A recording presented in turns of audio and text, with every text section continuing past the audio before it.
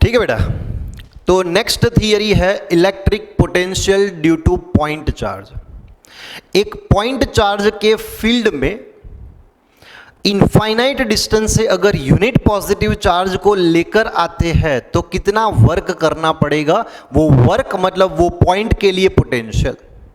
अगर बेटा ये अपना पॉइंट चार्ज अगर बड़ी अमाउंट का होता है तो आपको वही पॉइंट पे यूनिट पॉजिटिव चार्ज को लाने के लिए ज्यादा वर्क करना पड़ेगा। वर्क मतलब पोटेंशियल ज्यादा होता है, बराबर।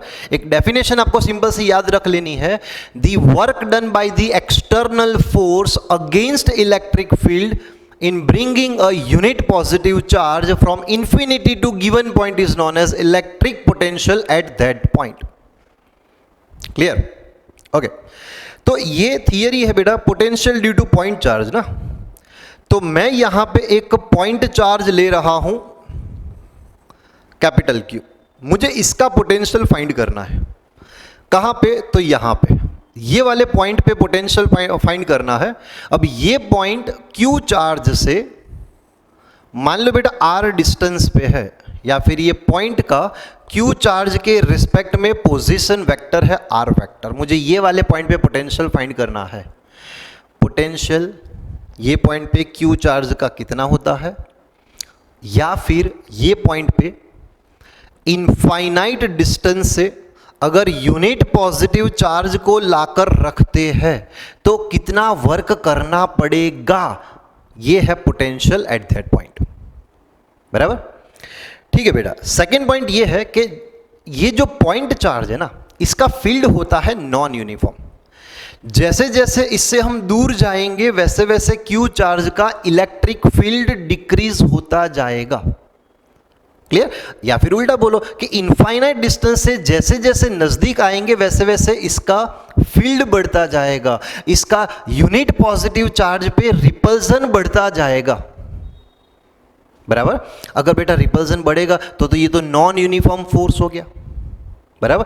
तो पूरी जर्नी में अगर आपको वर्क फाइंड करना है तो कंपलसरी आपको छोटे छोटे डिस्प्लेसमेंट लेकर कैलकुलेट करना पड़ेगा।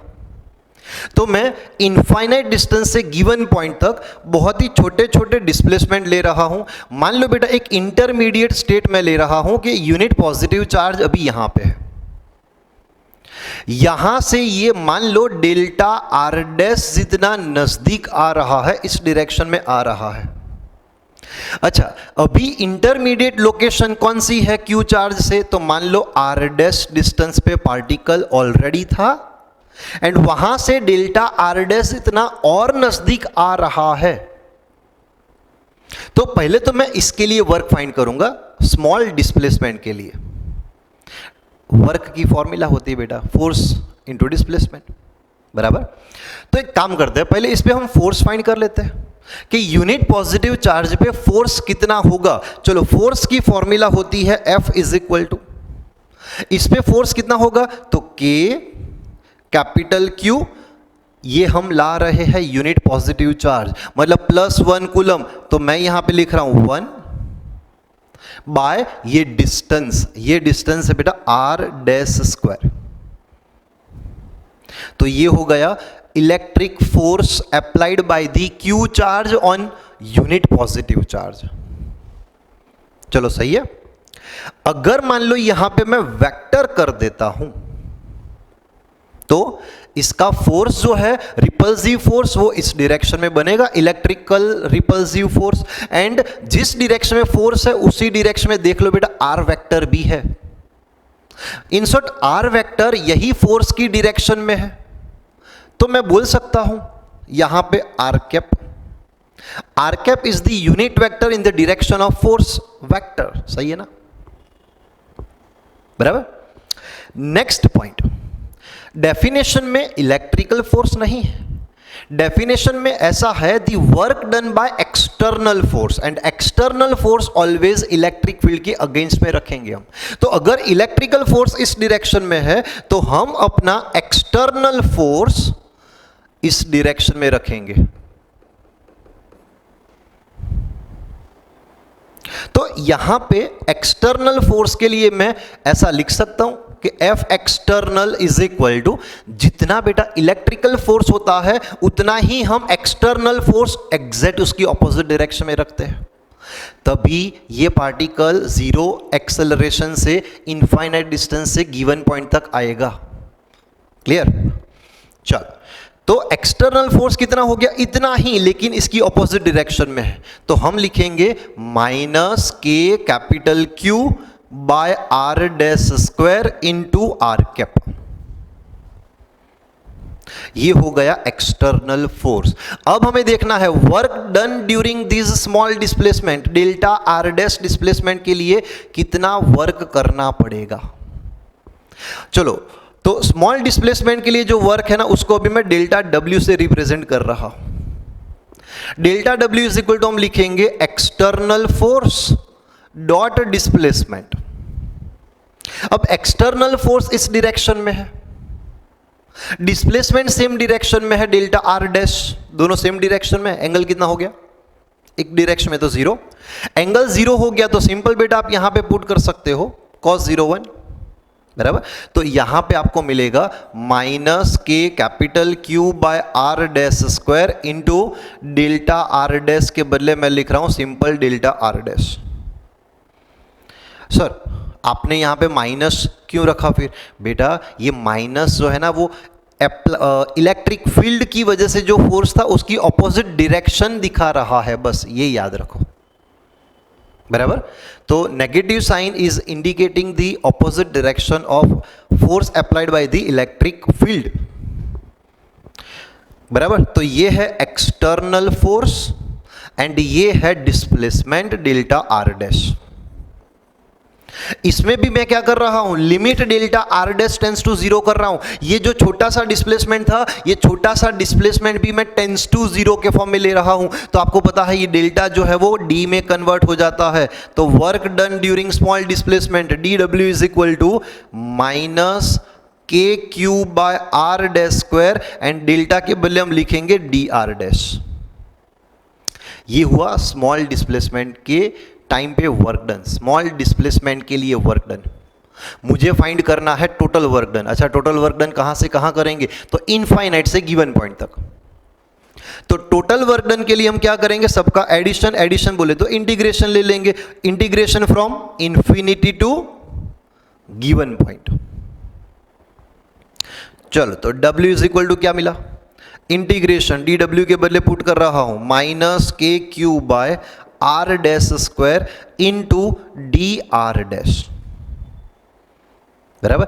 कई बार बेटा क्या होता है, यहां पे स्टूडेंट ये बोलते हैं कि सर यहां पे आपने फोर्स का मॉड्यूलस लिया, इसका मॉड्यूलस लिया, दोनों के बीच का एंगल जीरो बना। सर तो ये मॉड्यूलस में नेगेटिव नहीं आ सकता ना। एक्चुअली क्या होता है बेटा, अगर मान लो कि आप मॉड्यूलस में ये पॉजिटिव वैल्यू लेते हो, बराबर, तो इसके साथ साथ आपको एक और पॉइंट ध्यान में रखना पड़ेगा। डेल्टा आर डैश क्या है? डिस्प्लेसमेंट है। डिस्प्लेसमेंट क्यू चार्ज की डायरेक्शन में। तो जैसे जैसे बेटा ये इस डायरेक्शन में डिस्प्लेस होगा तो याद रखो आर की वैल्यू डिक्रीज होती है। तो डेल्टा आर की वैल्यू हम नेगेटिव कंसीडर करते हैं। तो मैंने वो वाला पॉइंट नहीं लिया यहां पे। अगर बेटा आप यहां पे मॉड्यूलस लेते हो ना, तो यहां पे डिस्प्लेसमेंट वो खुद एक नेगेटिव हो जाता है। तो यहां पे माइनस उसका समझ लो, बराबर। तो माइनस के capital Q by R dash square into D R dash, वो मैंने यहां पे पुट कर दिया। लिमिट है infinite to given point. Given point जो है Q चार्ज से R डिस्टेंस पे है। चलो, तो total work done is equal to minus के क्यू को निकालो बाहर, अंदर क्या बचा? 1 upon R dash square D R dash. R dash square को ऊपर लिख लो तो आपको मिलेगा R dash raise to minus two D R dash, limit from infinity to R, minus के क्यू। आर डैश स्क्वायर का इंटीग्रेशन क्या होता है? तो सिंपल बेटा पावर में +1 करो, R dash raise to minus two plus 1 upon increased power को नीचे लेकर आओ -2 + 1, limit from infinity to given point R. Minus के क्यू -2 + 1 -1 एंड यहां पे हम लिखेंगे R dash raise to -1, minus minus plus कर दो, लिमिट है इंफिनिटी टू आर। तो वर्क डन बेटा आपको मिला के क्यू। चलो के क्यू, यहां पे बचा आर डैश रेस टू -1, इसको आप ऐसे भी लिख सकते हो ना, 1 upon R dash, limit from infinity to R. Limit put करो अपर माइनस लोअर, तो आपको मिलेगा 1 upon R minus 1 upon infinity, 1 upon infinity 0 हो जाता है। तो फाइनली बेटा आपको वर्क डन मिला K Q by R. And definition में था बेटा कि वर्क डन, वर्क डन तो यही है पोटेंशियल। तो potential due to point charge at R distance, तो आप बोल सकते हो ये आपको मिला के क्यू बाय आर। याद करो इलेक्ट्रिक फील्ड क्या था, electric field due to point charge क्या था, K Q by R square. क्या था electric field, E is equal to K Q by R square. उसमें रिलेशन था बेटा E is directly proportional to 1 upon R square. मतलब अगर point charge से आप दूर जाते हो तो डिस्टेंस के साथ electric field 1 upon R square के हिसाब से डिक्रीज होता है। एंड अगर मैं पॉइंट चार्ज का पोटेंशियल लेता हूं तो वो डिस्टेंस के साथ इनवर्सली प्रोपोर्शन के हिसाब से उसका मैग्नीट्यूड डिक्रीज होता है। तो ये रिलेशन हो गया V is directly proportional to 1 upon R. समझ लो बेटा, ये डिस्टेंस के साथ फास्ट डिक्रीज होता है, ये डिस्टेंस के साथ स्लोली डिक्रीज होता है। अच्छा एक और पॉइंट है, इलेक्ट्रिक फील्ड जो है वो वेक्टर क्वांटिटी थी। इलेक्ट्रिक फील्ड की डायरेक्शन होती थी पॉजिटिव चार्ज के लिए आउटवर्ड, नेगेटिव चार्ज के लिए इनवर्ड। पोटेंशियल जो है वो स्केलर क्वांटिटी है, पोटेंशियल की डायरेक्शन नहीं होती। हां इसमें ऐसा हो सकता है बेटा, पॉजिटिव चार्ज का पॉजिटिव पोटेंशियल, नेगेटिव चार्ज का नेगेटिव पोटेंशियल हो सकता है। जैसे कि अगर मैं यहां पे कोई प्लस क्यू चार्ज लेता हूं, यहां से आर डिस्टेंस पे एक पॉइंट दिया है, यहां पे मुझे पोटेंशियल देखना है। अब फॉर्मूला आपके पास है कि क्यू चार्ज से आर डिस्टेंस पे पोटेंशियल कितना होता है, तो के क्यू बाय आर। लेकिन अगर ये पॉजिटिव चार्ज है तो पोटेंशियल बनेगा पॉजिटिव के क्यू बाय आर। अब समझते हैं यहां पे पॉजिटिव पोटेंशियल कैसे आया। तो डेफिनेशन याद रखनी है आपको, बराबर। यूनिट पॉजिटिव चार्ज को अगर आप इनफाइनाइट डिस्टेंस से गिवन पॉइंट तक लेकर आते हो तो यूनिट पॉजिटिव चार्ज को ये क्या करेगा, रिपेल करेगा।